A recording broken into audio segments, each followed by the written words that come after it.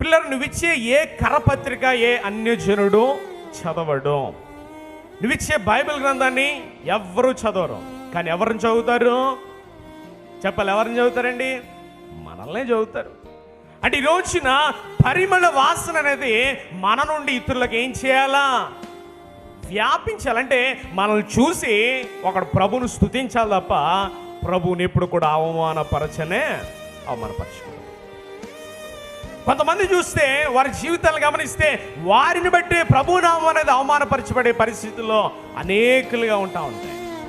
అనేక మంది ఎప్పుడు కూడా ప్రభు నామం పేరట కార్యాలు చేయవలసిన వారే ప్రభు నామం పేరట అనేకమైన దుష్కార్యాలు చేస్తూ ప్రభు నామానికి అవమానం తెచ్చేవాళ్ళు కూడా చాలా మంది ఉన్నారు. దేవుని బిడ్డ, ఈ రోజున పరిమళ సువాసనగా నీవే ఒక నడిచే సువార్తగా ఉండాలి. నిన్ను బట్టి ప్రభులకు అనేక మంది నడిపించబడాలి. దేవునికే స్తోత్రం కలుగును గాక.